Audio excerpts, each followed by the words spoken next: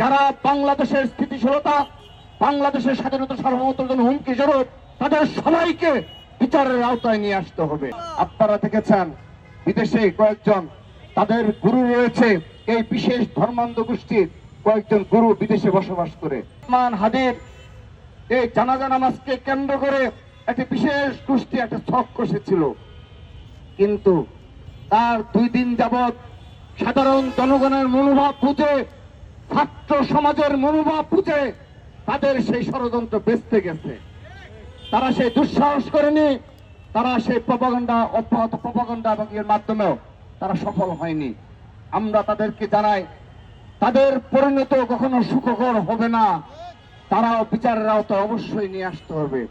তাদেরকে শুধুমাত্র ওই মেটা কর্তৃপক্ষ ব্যবস্থা নিয়েছে তাতেই হবে না।